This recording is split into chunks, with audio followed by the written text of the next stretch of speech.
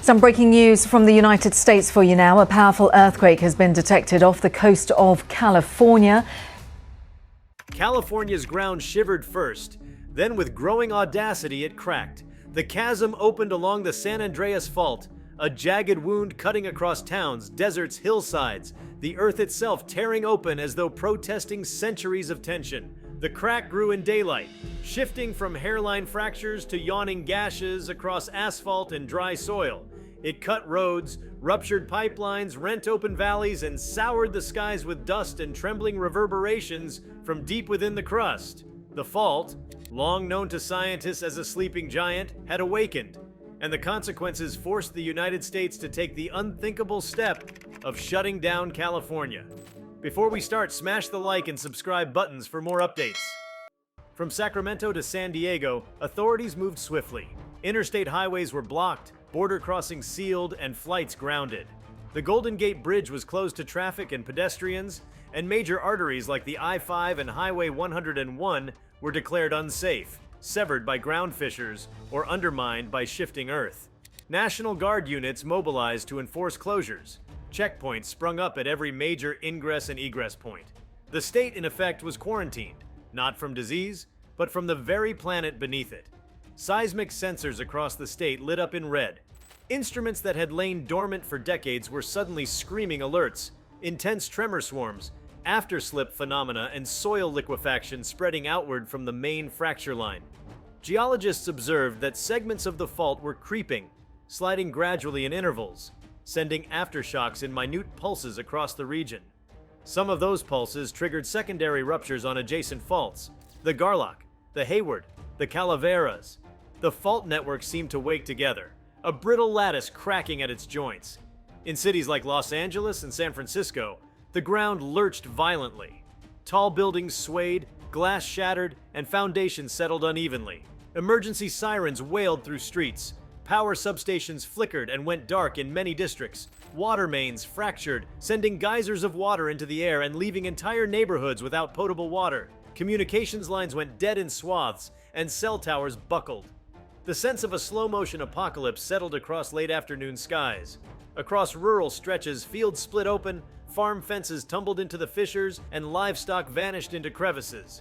The desert in the southeast, once dry and stable, cracked across its flat expanses, forming long, jagged canyon seams that swallowed parts of highways. In the southern reaches near the Salton Sea, the ground sank in places, creating new subsidence zones, while other spots lifted in bulges, as though the earth were flexing under tectonic strain. The fault line, long mapped and monitored, had suddenly diverged beyond expectation. Sections that once were thought stable now gaped wide. The expectation of segmented rupture shattered against the reality of a fault waking in multiple zones. From Washington, D.C. to New York, the federal government declared a national state of emergency. The decision was immediate and stark. No movement in or out of California until the geological situation could be assessed. The closure encompassed everything: freight, people, mail deliveries. Even inland border crossings with Nevada and Arizona were sealed. The decision was unprecedented. Never before had a U.S. state been locked down for geological dangers. Federal resources converged. USGS teams, FEMA units, military engineering battalions, all dispatched to the Golden State to survey faults, reinforce vulnerable structures, and contain the unfolding catastrophe. Geological teams drilled new boreholes to intercept subterranean stress zones, lowered sensors into deep faults, and deployed mobile seismic arrays to pinpoint active slip zones. Satellite radar interferometry monitored ground deformation in real time, revealing that areas miles from the fault were shifting, buckling, or tilting. Fault creep zones had expanded outward, sending warning signs that the damage might not be contained. Engineers rushed to erect temporary shoring under threatened bridges and overpasses. Crews laid emergency stabilizers beneath sagging viaducts. Anywhere a structure showed visible tilt or cracking, it was red-tagged and verboten to occupy. Along the Pacific coastline, cliffs above fault zones began to slump. In areas where narrow fault lines approached the ocean, the land sheared off in parts, forming sudden shelf edges and drop-offs. Some coastal roads simply disappeared, swallowed by the sea or undermined by the cracking ground below. Tsunami warnings went out in a few regions, especially in places where submarine fault rupture was detected. Analysts considered the possibility of underwater propagation of fractures that might send pulses of energy outward into the Pacific. In the Central Valley, vast agricultural zones were shut down, irrigation canals split, pumps lost power, and fields flooded or dried unpredictably as water systems failed. Crops were left to wither or drown, depending on the shifting dynamics of water pressure in fractured lines. With no transportation in or out, moving food, equipment, or labor became impossible. The region's lifeline, its roads and electrical lines, was broken in pieces. Major population centers turned into silent landscapes of evacuation and panic. In San Francisco, the famous hills developed new fissures. Pavement peeled back like tattered ribbons. Cable car lines snapped.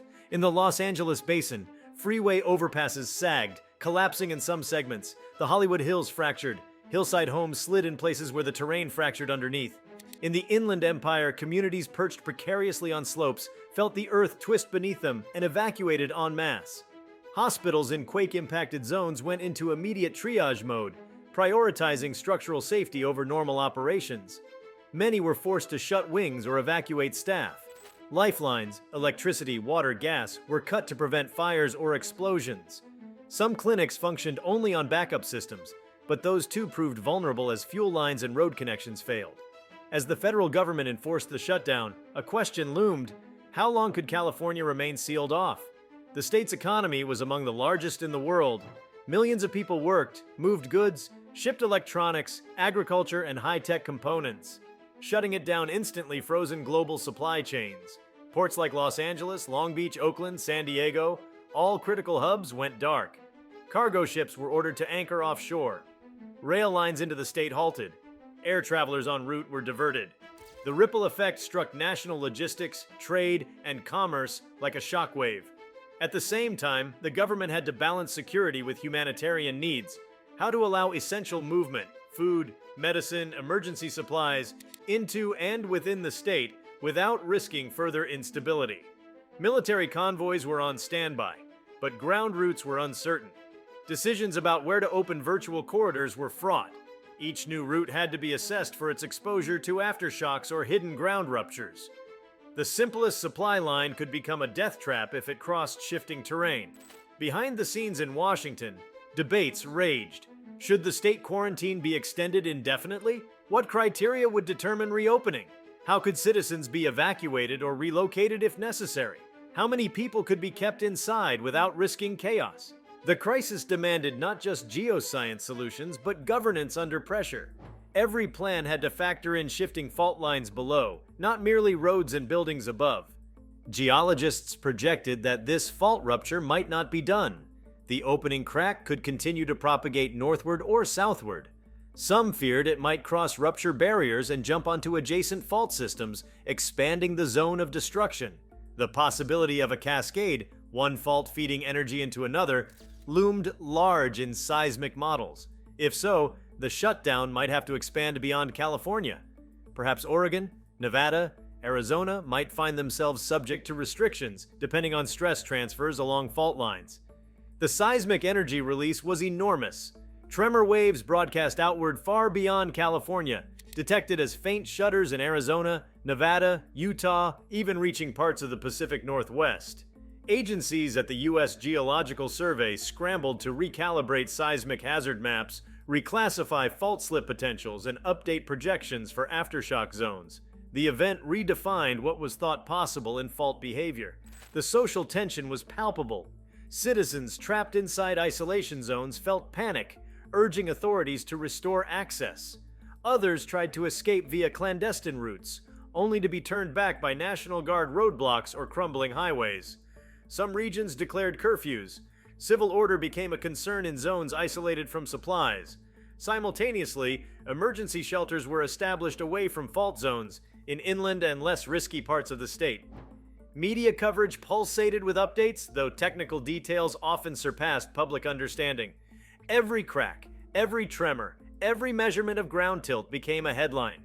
The specter of the big one was no longer theoretical. It was here. Analysts compared this rupture to the 1857 Fort Tejon event, or the 1906 San Francisco quake, but the scale was greater in coverage, complexity, and rupture behavior. Some commented that this was less a single quake than a multi-segment unzipping of California's tectonic backbone.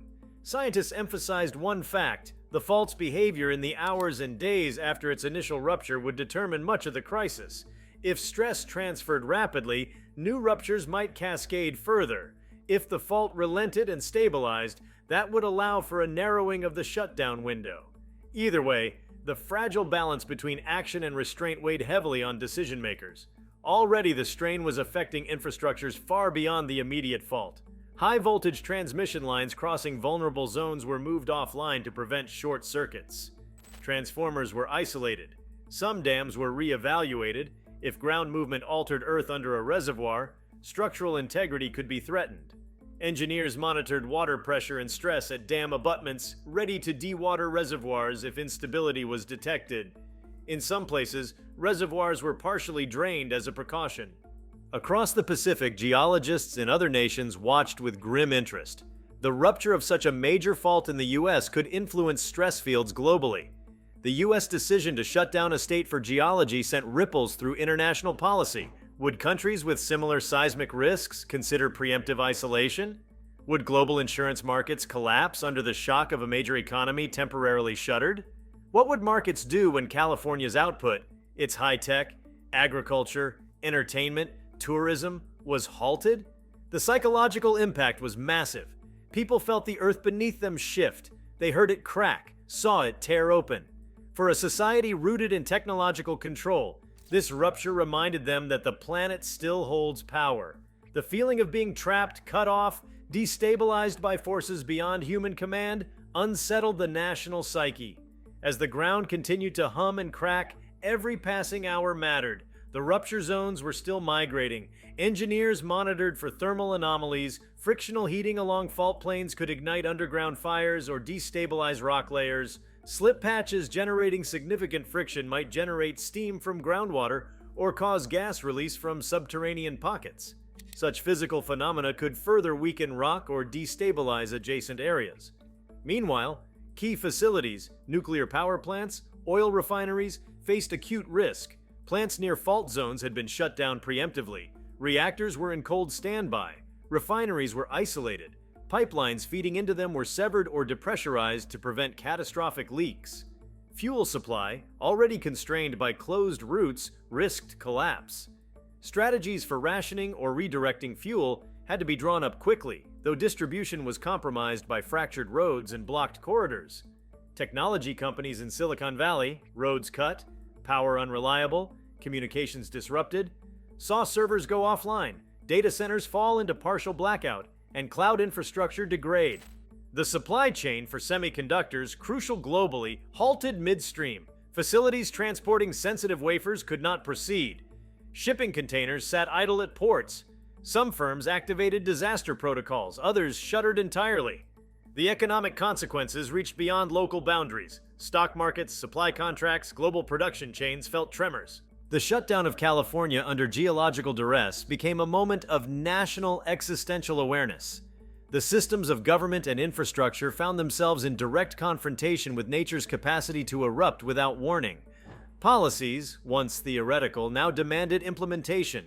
Evacuation plans, supply chains rerouted, alternate governance for quarantine zones, emergency powers were invoked.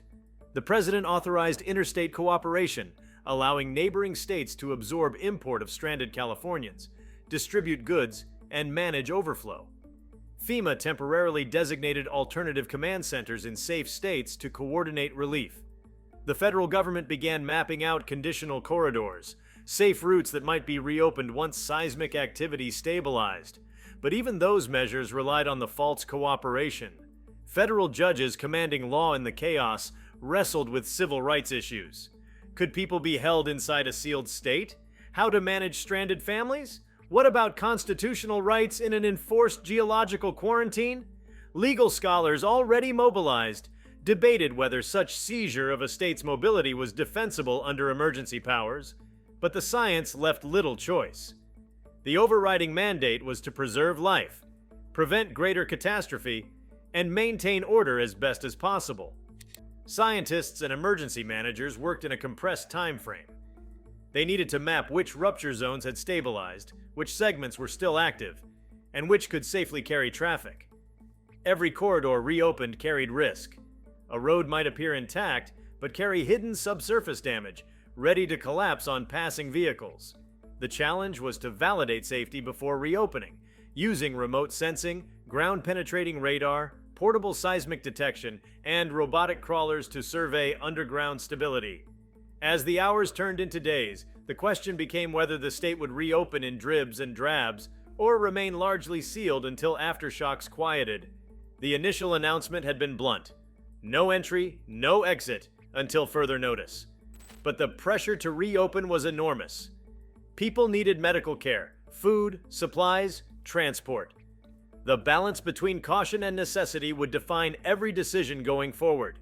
Yet one thing was clear: the era of taking California's geological stability for granted was over.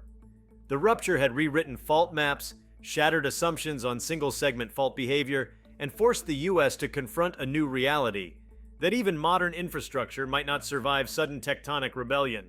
Every state with seismic risk would now watch this catastrophe and ask itself whether its own safeguards, emergency plans, and structural resilience stood up to nature's demand. To live under the crack of the earth is a humbling, violent reminder that humanity's dominion is conditional. California, once the economic engine of America, lay locked in, suspended between repair and ruin. What would become of it depended not on diplomacy, not on politics, but on the shifting, seething rock beneath, and whether science, infrastructure, and governance could respond fast enough to survive. The air above California grew tense and electric in the days that followed the government's abrupt shutdown order. The skies were clear, almost mocking in their stillness, while the ground beneath continued to pulse with quiet rage. In the wake of the seismic chaos, the atmosphere felt charged with anticipation. Something immense, unseen, and unresolved was still moving deep below the crust. Scientists warned that the San Andreas Fault, far from exhausted, appeared to be readjusting itself on a continental scale. The subsurface pressure gradients were evolving faster than models could update. California, the restless strip between two massive tectonic plates, had entered an era of geological reckoning.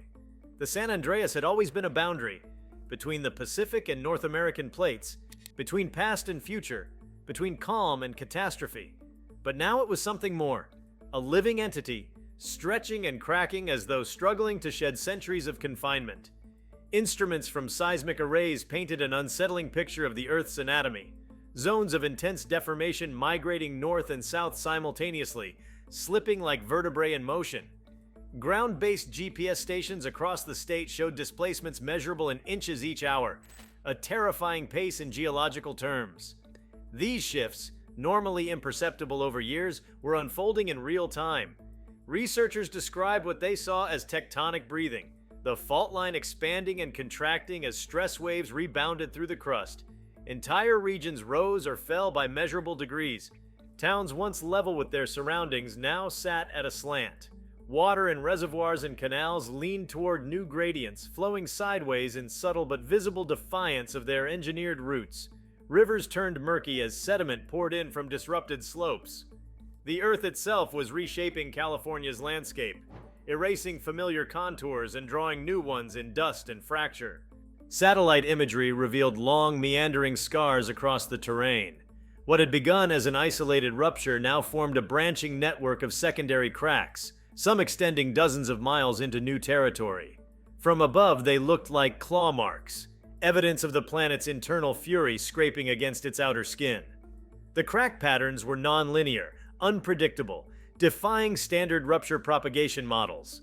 Scientists found themselves watching a kind of geological improvisation, an unfolding movement too vast for control. Within scientific circles, urgency replaced curiosity. Seismologists in Pasadena, Berkeley, and Menlo Park coordinated constant virtual meetings with Washington-based emergency command centers. Their language turned clinical, yet beneath the analysis lay dread.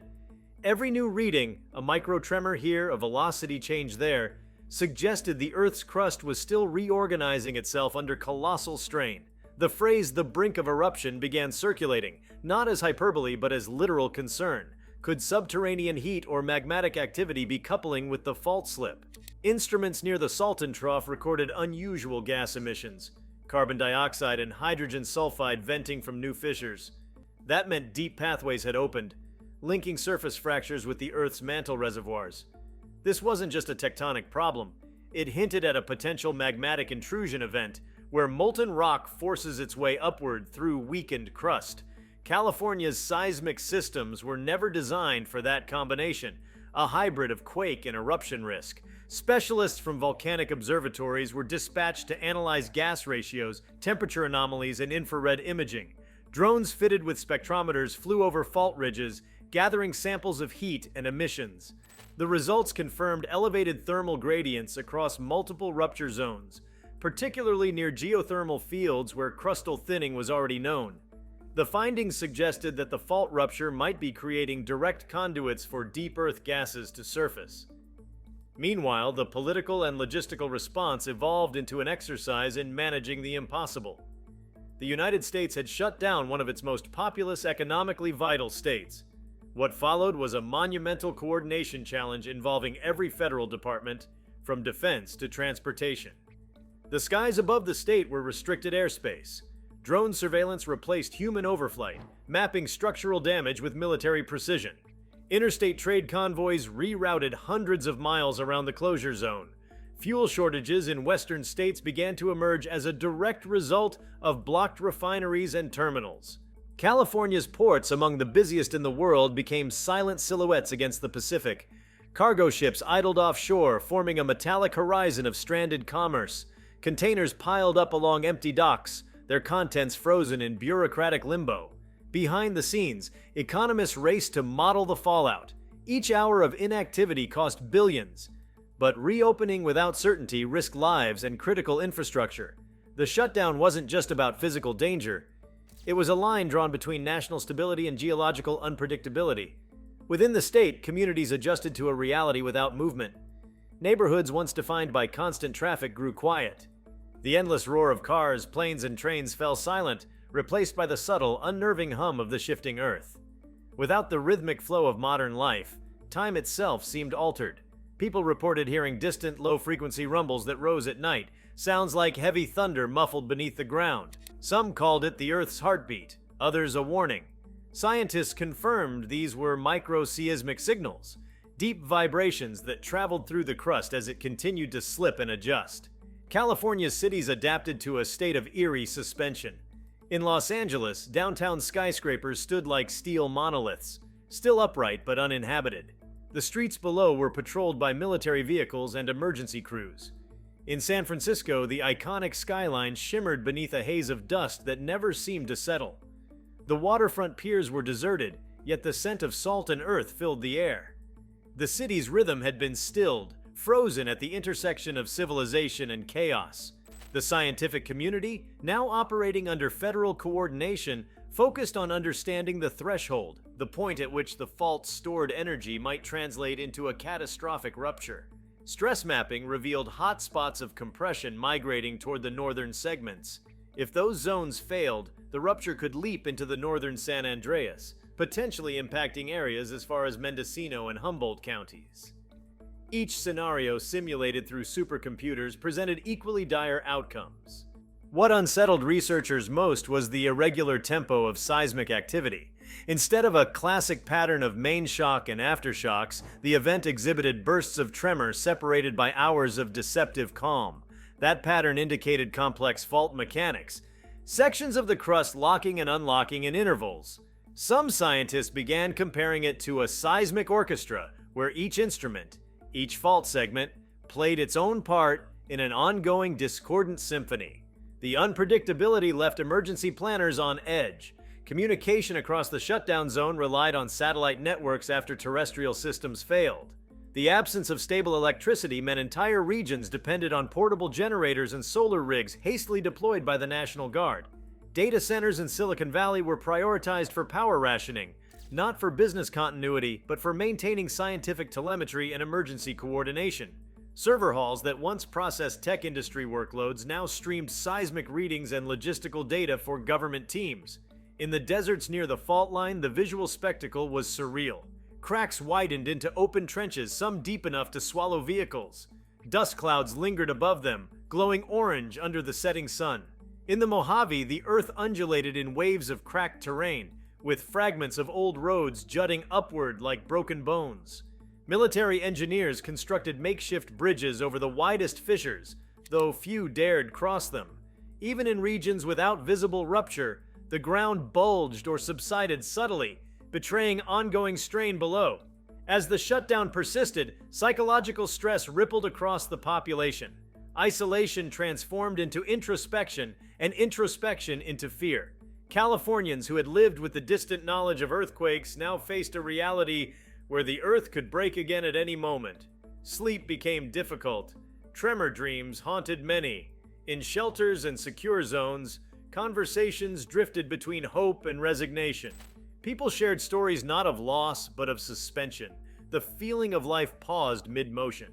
Amid this tension, research teams began exploring how much deeper the instability extended. Boreholes drilled along the fault returned anomalous readings. Temperatures higher than expected, gas concentrations fluctuating, and new microcracks forming spontaneously.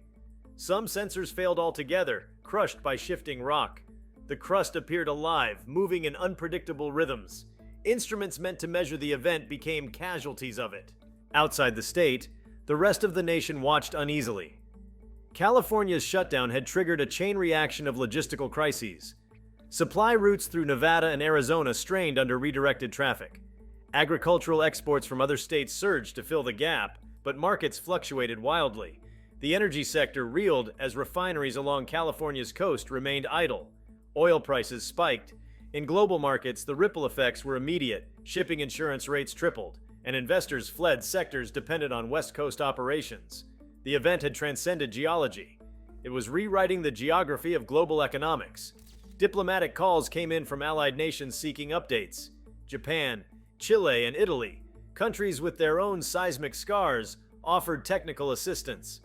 Satellite constellations from multiple nations turned their sensors toward the U.S. West Coast, creating an unprecedented international collaboration in real-time Earth observation. The data exchange was massive. Petabytes of information flowed between agencies, revealing the planet's pulse on a scale never before captured. Within California, the conversation among scientists shifted toward deeper philosophical questions. Was this an isolated tectonic episode, or a sign of accelerating global plate movement? Seismic data from around the Pacific Ring of Fire suggested correlated upticks in activity. Small, localized tremors in Alaska, Japan, and South America, occurring within hours of California's ruptures. The idea that the San Andreas event could influence distant faults was no longer dismissed outright. The planet's crust, though fragmented, behaved as an interconnected system. A massive rearrangement in one place could subtly alter stress fields across oceans. The term Earth phase transition began to appear in research memos. It referred to the possibility that the lithosphere was undergoing a global rebalancing event, one of those long, slow shifts that occur only every few million years but can start abruptly. California, it seemed, might be the epicenter of such transformation. The crack that ran through the state was more than physical. It was symbolic of Earth's restless adaptation, a tectonic punctuation mark in human history. Government briefings continued daily, yet uncertainty remained absolute. The decision to maintain the shutdown rested on data streams that changed by the hour. Every apparent lull in seismic energy tempted policymakers to relax restrictions, but each time, new tremor clusters emerged elsewhere. The risk wasn't only vertical rupture, it was lateral propagation, where stress migrated through horizontal fault networks and reawakened dormant zones. That possibility meant reopening prematurely could place millions at risk. Throughout this, the cultural identity of California, its optimism, innovation, and independence, faced a test. People accustomed to perpetual reinvention now found themselves confronting limits. The very ground that once supported progress had become an adversary, yet in the midst of confinement, creativity persisted. Artists painted fissures as metaphors for renewal. Musicians composed soundscapes using recordings of seismic waves. Scientists coined new language for the phenomena they observed, words like quake song and geopulse, as if language itself had to evolve to describe what was happening. Technologically, the shutdown spurred innovation under pressure. Teams developed autonomous robots capable of descending into cracks to map their geometry.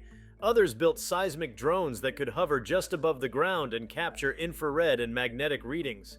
Artificial intelligence models trained on historical data attempted to forecast rupture propagation using patterns invisible to human analysts.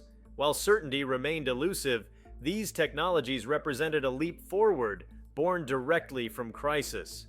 As the fault's activity intensified near the southern segment, the desert night filled with strange phenomena. Residents and military observers reported luminous glows emanating from fissures, transient flashes of light that danced along the ground. Scientists attributed them to triboluminescence, a phenomenon where rocks emit light when crushed or fractured. These Earth-born lights became visual proof of the crust's agony, the planet literally glowing with the energy of its own fracture. If you like this video, please give it a like and subscribe to our channel. Also, leave your comments below and tell us, what are your thoughts on the US shutting down California over the San Andreas threat? We want to hear from you. Thank you for watching, and see you next time.